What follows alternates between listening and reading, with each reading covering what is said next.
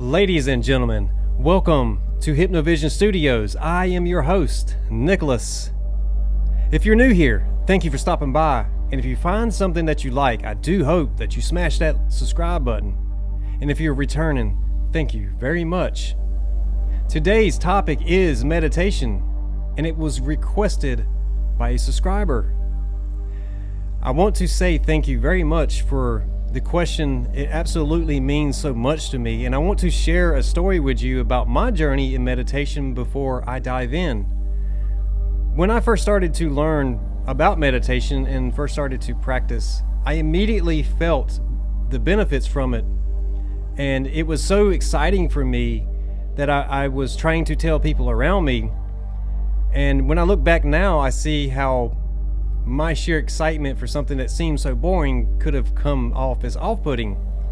Nevertheless, the effects have forever changed my life for the better. So thank you so much for your question and allowing me the opportunity to get up here and really go deeper into how to meditate and not just talk about how meditation has changed my life. So meditation is a practice. There really is not a right way or a wrong way. There are all kinds of ways to meditate. There can be meditations to focus. For example, if you want to focus on an event that is coming up, then you can sit quietly and put all your focus on that and visualizing and imagining. So when we were kids, we used to pretend, and pretending was make believe, right? We have to make our mind believe that something is real or is not real. And that, my friends, is how we break through the ego and we get to the innermost self of creation, of imagination, where the imagination is still pure like a child. So, one of the first things that I learned to do was to quieten my mind, but also meditation music. I learned through that process that there are different brain waves and brain states. We have fast moving thoughts, we have slower moving thoughts, and theta, which is one of the slower, I think delta is the one that's below that. So theta is that entry point into the imagination, into the subconscious. So when we start to sit down and we start to bring our attention away from outside worries, things like bills or how is this going to get done? I'm worrying about X, Y, and Z. I can't stop thinking about this. Well, what's this person going to think if I do X? So all that kind of stuff, we need to strip it away. We need to leave that on the outside. And so when we go into meditation, we want to close our eyes. We want to breathe deeply, because breathing interjects the thought process.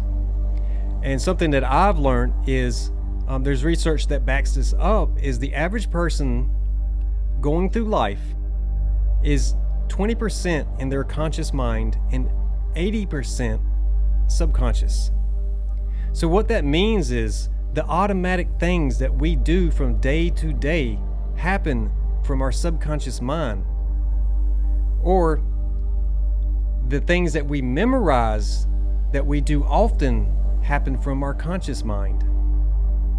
So we always have a choice, but if we are always in a state of reaction, then our choices are being self-limited from an unknowing place, because we are constantly reacting to everything on the outside of us. And that is one of the things you will start to learn if you can make yourself sit down, make yourself sit still. So there is an aspect in meditation of the mind overcoming the body, forcing yourself to sit still. If, for like me, for example, I was a very hyperactive kid. I used to bounce off the walls, and getting me to sit still was a chore for anyone. So you can imagine as an adult saying, hey, I'm going to sit over here for 30 minutes.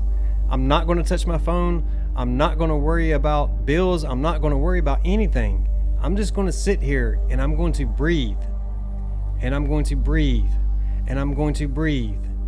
And I'm going to keep breathing until my mind finally quietens and that subconscious doorway opens up.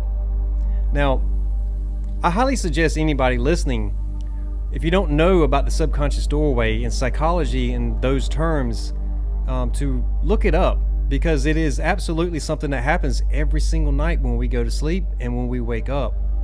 That changeover from the conscious mind into the subconscious automatic side of us is really revealing to that there is something out there bigger than us that keeps us on life support, that keeps us going, that tells our DNA when to release the gray hairs, when to start changing certain body features. All of this stuff is encoded in our DNA. So, is it predetermined or is it released by mental thoughts? Interestingly enough, the saying, as above, so below, what that means is what is going on in the mind is happening in the body. As within, as so without. What is happening in the body is also happening in the exterior world. So, in the mind happens in the body happens in the outside world. That seems kind of deep if you first hearing this, but it's really not once you sit in meditation for a little while and start to understand. Because most people won't focus on themselves. It is hard for them to focus on themselves, especially if self-esteem is involved in this. But if you can sit still and breathe, now there are a few tricks that can help you with this. For one, you could put something like this on the screen and you could stare at it. You could some people use a candle, or if you have access to lights that you can set a tone or a color in a room and just allow the serenity to put you at ease. So what is happening when we go through life? Our conscious side is reacting, constantly reacting. And what happens is it can get wound up in such a ball that our thoughts become out of order. We become into a state of worry and constant reaction to everything around us. Meditation is like going inside, shutting the door to the outside. And here's something I want to read to you. It is from Romans 12:2. Do not conformed by the outside world, but be transformed by the renewing of the mind. So, what does that mean? Renewing of the mind.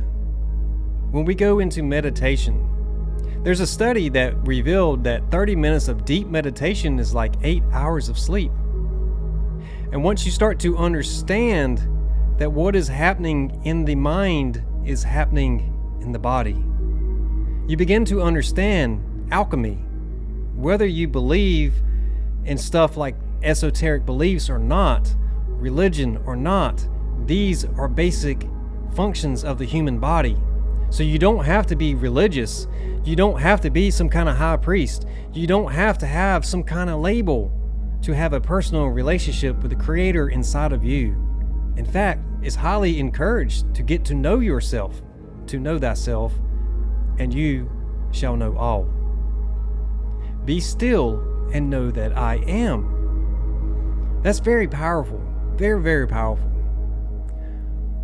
That 20% of the conscious mind is full of things that we have learned from the outside, whether it be school, friends, different groups, TV, anything from the outside that we've learned. Our 20% of that conscious mind is full of that stuff. And that is where we get the term mindfulness comes from, a mind full of clutter. And so we need to declutter to find the doorway to the subconscious. And breathing is the gateway to doing that. Allowing ourselves to slow the mind down, slow our breathing down, slow our heart rate down, and really allow those emotional waters and the electrical charges of our nervous system to find some kind of equilibrium and balance within. And you will see what that truly means, as within, so without.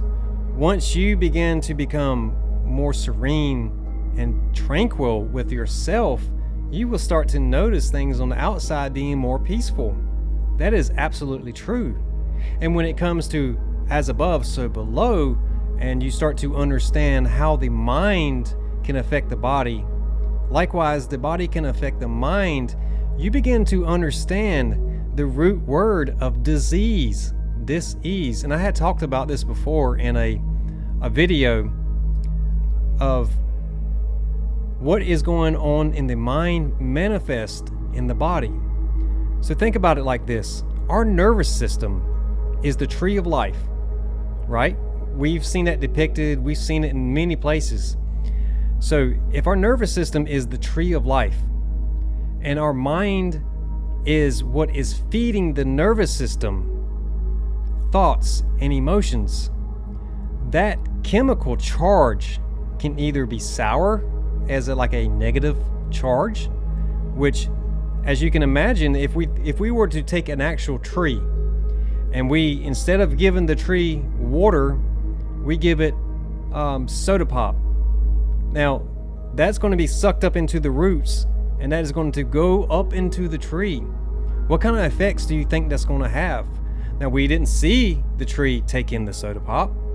We just poured it in the ground and it went into the soul.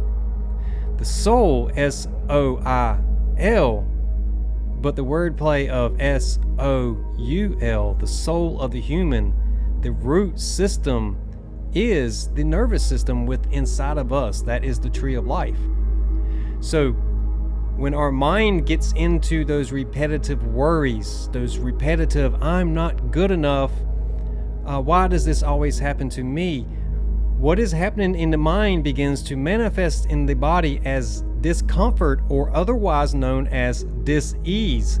And if we do that enough for a long enough period, those roots in our nervous system will begin to sour the fruit. Get it? Sour the fruit. So a pecan tree, an apple tree, or any kind of fruit-bearing tree, if you go and put poison into the ground, there will be poison in the fruit bared. Reap what you sow is a saying that comes to mind when I think about this. So, alchemy of the mind happens when we begin to become self-aware of what thoughts are manifesting these discomforts, these diseases in our mind. But we also do not want to over-focus on those things, because we are actually, when we focus on them, we are magnifying them. So there's a bit of a paradox where the mind says, well, I need to acknowledge that it's there so I can release it, but I don't need to get stuck in a rut thinking about this over and over. And that explains the surface level thoughts where we get into these patterns of reacting, and then we get angry, then we charge our emotions negatively, and we have an anger outburst. So, if we can learn to quiet our mind as step one, then step two could quite possibly be trial and error as such. We want to get into the future emotion, but we want to do that in the present moment.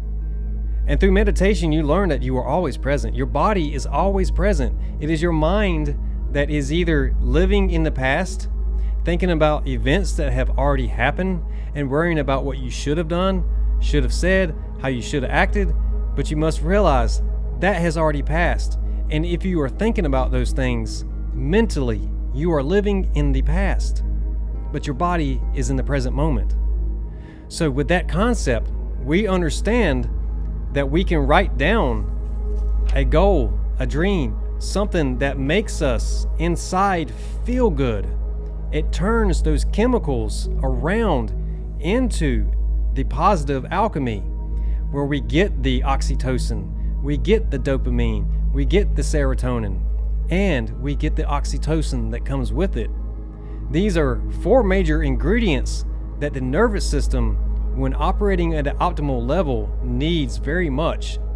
Not only does it need it, but we also project that in our aura, which would be the I put an R in there for some reason, the biosphere, right?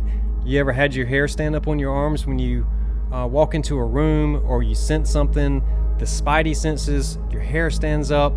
That is one of the five senses. So we have 5D, five dimension, which would be sight, touch, sound, hearing, and the nervous system being able to sense things. So meditation is quite literally something that allows us to renew the mind and the chemical makeup of the body from the inside out. And that really does highlight, going back to the study of 30 minutes of meditation is like 8 hours of sleep, because we literally have to go inside mentally and hit the circuit breaker on worry, fear, doubt, negative self-talk, those type things. We have to interrupt that process and basically turn on the other half of our nervous system, right? Because again, the fight or flight, I've talked about this before, we get into that scarcity mind that there's not enough, that there's so much lacking that we have to overcome. But when we can sit still and we can meditate, we can actually begin to change the cell structure within our body from the inside out. It's very interesting. I listened to a guy named William Donahue. He talks about meditation, and I will try to share that on a community board. I highly suggest watching that particular video. But he talks about monks and how they are so in tune with their body, the mind-body connection, that they can take wet, almost frozen towels and drape them around the monks, and they can go into a deep meditation, and they can create and generate heat from their body while sitting still, so hot that those towels begin to steam in the outside. That's quite amazing, and it really highlights that the connection to your body from your mind is quite real. And to start to trust your intuition, to trust what it is that you are feeling. These are all things that through meditation and the practice of meditation, you begin to understand. Now, I do have a few things here that I would like to share. One of the things I want to point out for anybody that is still watching at this point, that our brains have what is called neuroplasticity, which means that nothing in our mind is set in stone. It means that we can form new neuro pathways and that our brain can regenerate. And that takes me back to Romans 12:2. Do not conform to the outside world, but be renewed by the transforming of the mind. So guys, meditation really does help you to understand the inner workings of the body. And if you can understand the inner workings of the body through meditation, there's really nothing that you cannot learn or gain an understanding of. It is truly understanding the difference in logical thinking and the emotional, creative thinking. One of the things you start to understand with the alchemy process and with the emotional aspects of the human body is that they are connected in such a way that they are separate but cannot function without each other. That means they are interdependent on each other. So throughout almost every religion, there is a trinity. There is almost, I don't think you can find a religion that doesn't have a trinity in it. But there's many ways you can see that. Mind, body, and soul, Father, Son, and God. The Adam relationship, which I talked about in my last video. There's so many ways that you can look at this. But when you look at it through the mind, body, and soul aspect, you understand that the mind is connected to the body. And what is happening in the mind through the imagination is manifesting in the body. And what is manifesting in the body is the emotional state coupled with the mental state, which is ego, and that is as within, so without. That means what is happening in the mind is creating an emotional response, and we are taking action inside of our body that is us manifesting as movement, as going and doing something, as completing a task. That is what that means by as within, so without. You are a projection of the energy that you put out. I don't know if you've ever heard that before, but that is essentially what that means.